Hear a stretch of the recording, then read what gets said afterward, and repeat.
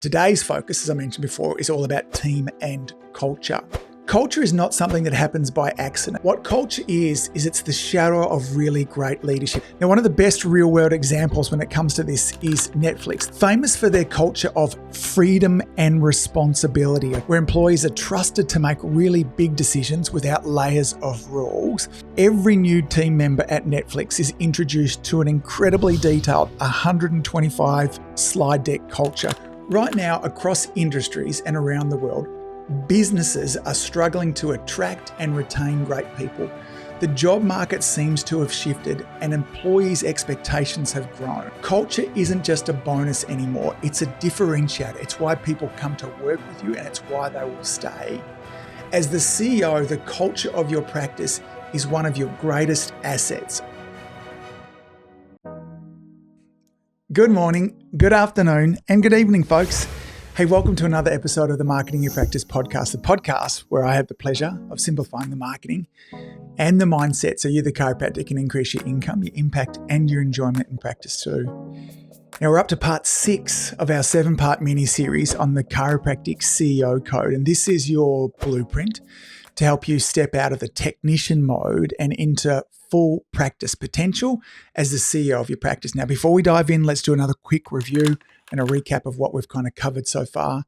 We talked about the 3 time zones, okay? This is where we spend most of our time, and they are, firstly, patient time. This is hands-on care. It fills the diary for most of us, okay? But it doesn't grow the practice. It gets us to a certain extent, and then we end up kind of just stuck there as well. Second, there's CEO time, and this is working on the business, okay, as opposed to working in it. This is about planning and hiring and marketing and systems. We've talked a lot about those and we will continue today. And then, of course, there's personal time. This is rest and hobbies and exercise. This is recharge time. This is what allows for longevity and allows for leadership as well. Mastering these zones, all 3 of these zones, is how you build a really sustainable, enjoyable, and very, very profitable practice as well. Now, there are 5 key responsibilities that we must have as the CEO of our practice, okay? Now, they are vision and direction. This means you need to know where you're going and how you're going to get there, okay? They're marketing and visibility. This is all about attracting the right patients by standing out and speaking to them. There's financial health. This is what we covered last week about knowing your numbers and making data-informed decisions. Team and culture, what we'll cover this week. This is building a team that performs and aligns with your values. And what we'll cover next week, our final one, is system and processes. So this is creating repeatable ways to scale without chaos. Okay, now today's focus, as I mentioned before, is all about team and culture. So now in a previous episode, episode 425, we explored the foundations of culture in great detail. Okay, now if you haven't listened to that one yet, I highly recommend that you go back and check that one out. It'll dovetail in nicely to what we're going to talk about today. But let's briefly revisit the 3 core concepts or core ingredients that I talked about that make up great chiropractic culture. The first is optimize to win. This means that your team knows what success looks like and it has the tool and the structure to achieve it. This means they need to have clear roles, great onboarding, and strong leadership. The second thing I spoke about is safety and belonging. Your team performs best when they feel safe, okay, supported, and like they truly belong. Now, yes, there's going to be moments of stress in there, but when we feel safe and belong, this is an environment that is optimized for best outcome. Now, this comes from consistency in communication, really good feedback loops, and great connection with all of our staff. The third and final component is purpose and value-driven decisions. So when your team knows why the practice exists beyond just revenue and what it stands for, they're going to make better choices even when you're not there. This is part of the goal that we want to have, okay? Purpose provides meaning and values provide direction as well. Now today, we're going to shift the focus though, or the perspective. I'm going to zoom in what it means to lead the team, okay? So they're the ingredients. What does it mean to lead the team and culture from the CEO seat, okay? Culture is not something that happens by accident. It's either designed or it's defaulted. So you have a team culture, there's no doubt about that, but you either built it on purpose or it's something that just kind of default happened. And we don't want it just to happen by default. We want it to happen by design. Now, in most chiropractic practices, culture just ends up being an afterthought. It's something that just happens in the background while we as the chiropractors are focusing on looking after patients, maybe doing a little bit of marketing, putting out a fire here or there. But the truth is, What culture is it's the shadow of really great leadership. I'll say that again. Culture is the shadow of really great leadership. And as a CEO, your team and culture will mirror the standards that you set, the tone that you allow, and the stories that you tell. Okay. So, what does it look like to lead as the CEO of your business? There are 3 core responsibilities. There's lots of 3s we're talking about today, okay, when it comes to building and protecting great culture. The first one is that you need to be responsible for setting the standards, creating clarity, not chaos, okay? Your team should always know what success looks like. The second is you create the container. So your tone, your consistency, and your feedback shape the safety and belonging of your team. And the third one is living the mission. You need to see yourself and start behaving as the chief storyteller and value keeper. Your purpose is what keeps things alive and visible. So let's unpack each of those 3 and dive into them a little bit deeper. We'll start with that first one, which is setting the standard. So there's clarity over chaos. Micromanagement isn't something that happens just because you're a control freak. It happens when your team isn't clear on what's expected. So when roles are vague, when training is inconsistent, when accountability is missing, you have to chase people, okay? Because without clarity, they're guessing, and that's exhausting for everybody, right? If you're exhausted, if you're sick of micromanaging, then it may mean that you're not giving them the clarity that they need. As CEO, your job is to replace guessing with clarity. So this means really clear job descriptions. Every team member, including your associates, should know what success looks like in their role, okay? There needs to be an onboarding and training plans, not just shadow and hope, but structured, repeatable training. This is what builds confidence and competence. You know, what are the skill sets they need to have, and what do they need to have them by what time as well?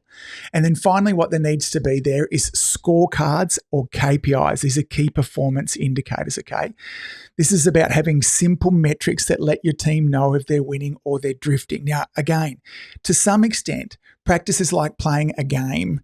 And if we don't know what the rules are to the game, and if we don't know how to score, then games get boring, all right? Where everybody loves to play a game. If you're outside shooting a basketball around with a buddy, it often doesn't take long before you want to have a game to 21 or play a game of horse or something like that. It's in our human nature to want to play games, but games are frustrating when we don't know the rules or if the rules change, and games are frustrating if we don't know actually how to score as well.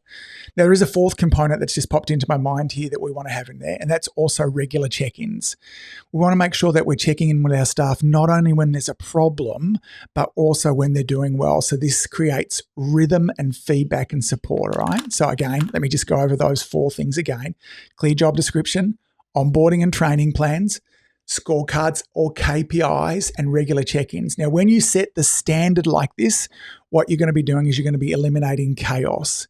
And when your team knows the target, they'll hit it far more often. Most of our teams are trying to hit a target that's never been clarified, okay? It makes it very hard for them to win. Now, one of the best real-world examples when it comes to this is Netflix. They're famous for their culture of freedom and responsibility, okay? These 2 words that we often don't put together, freedom and responsibility, where employees are trusted to make really big decisions without layers of rules.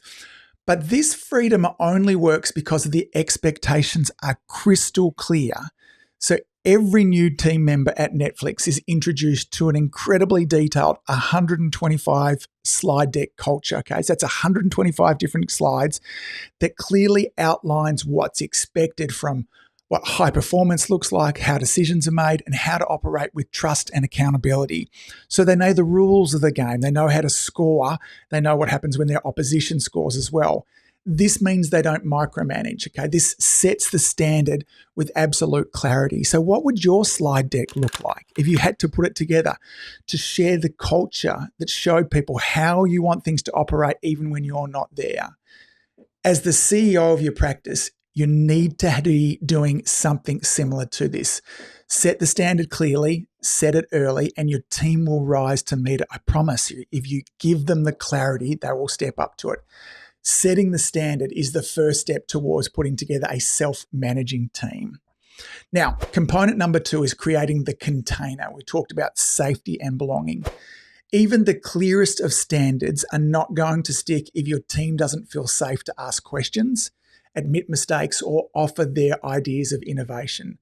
Safety is the soil that culture grows in, okay? When people feel like they belong, their voice matters, and that their work is being seen, they're going to show up differently, right? If we want the best, if we want innovation out of our people, we must create safety, okay? They're going to lean in and they're going to perform much better when we create this sort of environment, okay? And here's the truth. You are the one, as the CEO, that sets the tone for this. Your consistency, your mood, okay, how you handle mistakes and how you offer feedback, these things ripple out throughout the entire team. It's not so much what you say, it's actually how you go about behaving. And again, a powerful example of this we could see if we look back in the early 2000s in the NBA, the basketball, there was a team called the San Antonio Spurs. And they were dominating in around that time, not just because of talent, but they were dominating because of culture. Their head coach, a guy by the name of Greg Popovich, is famous not only for his strategic brilliance, but also for the emotional safety that he created amongst the players. He built deep relationships. He cared about the players as people first. He gave direct feedback. This didn't mean that he was always nice and would go out not giving any feedback. He gave direct feedback, but the feedback always came from a foundation of respect. Now, the result is the players stayed there longer. Rookies developed into stars, and the veterans were the ones that ended up giving their best. The Spurs became one of the most consistent and respected teams in the early 2000s because of the culture that was created. And it wasn't just about talent, it was about trust, okay? So in your practice, you get to decide what the tone is. You're the one that creates the emotional container, and your team will perform according to the environment that you've created, okay? So here's what it might look like. It might look like celebrating small wins. Don't wait for a big annual review or a quarterly review. Catch your CA doing something right and say, that phone call was handled beautifully. Thank you, okay? Normalize feedback. Along that same time, build it into the rhythm. A 5-minute check-in on Mondays can keep things on track and show the way that you care as well. Be consistent. So don't let your energy depend on how many new patients are booked or how busy the practice is. Are you up some weeks and down the others? Because that doesn't create safety as well. We need to be consistent, okay? Model calmness under pressure. So when the schedule gets hectic or a patient complains, the way you breathe, the way you speak, the way you move sends messages, okay? Lead with your nerve system in balance first, okay? Safety isn't soft. It's the foundation of really great performance. Now, the third and final key component here that when it comes to role modeling as the CEO, okay, of culture here is living the mission, okay? This is purpose and value-driven leadership. Every team has a culture. The question is, does yours reflect the values or does it just reflect your habits? Again, it comes back to the same point. Have we designed this on purpose or has it just fallen into place? When you're clear on what the practice's purpose is and you lead with your values, the end result is that we create alignment. People know why they're showing up and how they're expected to behave, even when you're not in the room. And this is a dream scenario for most of us as the owners, as the CEO of our business, is that we can have people behaving in the way that we want them to, even when we're not there, okay? As CEO, your role is as the chief storyteller. You bring purpose to life and you model the values daily. Now, this means you should be talking about the mission often, not just when there's an annual retreat or a quarterly meeting. It needs to be daily, okay? Pre-shift huddles, in between adjustments, in hallway chats. It should be coming up in all decisions that are being made. You should be using your values to make decisions. When you're faced with a tough call, you can ask yourself, what choice best reflects who we are as people there as well? You need to make sure that you're celebrating value-aligned actions. Don't just praise outcomes. Recognize people when they're living the values. When you see a CA, an associate, someone in your team that's living your values, make sure you call that out in the moment. And fourth and finally here, be an example. Your team will follow your energy and your integrity more than your words there as well. So for example, if one of your values is ownership and your CA finds a scheduling mistake and fixes it without blaming others, call it out. Reinforce the behavior that you want repeated, okay? Or if your purpose is all about helping families thrive and one of your associate doctors stays late to support a new mum after having a tough day, Share that story in a team meeting. We want to reflect this. These moments aren't fluff. They're culture in action. And the more that we live it, the more that your team will as well. Now, before we wrap up, let me again reinforce why this is so important. Right now, across industries and around the world, businesses are struggling to attract and retain great people. The job market seems to have shifted and employees' expectations have grown. So today, people aren't just looking for a paycheck, they're looking for purpose. They want to be a part of something that they believe in. They want to be surrounded by people that they respect, and they want to be doing work that matters in a place that feels good to show up to. Culture isn't just a bonus anymore, it's a differentiator. It's why people come to work with you, and it's why they will stay. As the CEO, the culture of your practice is one of your greatest assets, okay? Or alternatively, it can be one of your biggest liabilities. It'll either attract great people and elevate their performance, or it will quietly erode trust, energy, and results. Now, the good news is you don't need to have ping pong tables or pizzas every Fridays. What you need is clarity, consistency, and care. When you lead your culture well, your practice is going to become a place where people don't want to leave, and that's how you build something extraordinary. All right, let's sum all this up and let me leave you with a couple of action steps. This week, we looked at how to lead your team and your culture from the CEO seat. There are 3 things we talked about. You're responsible for setting the standards, creating clarity in the roles, the training, and the expectations, okay? Again, number 2, you're responsible for creating the container.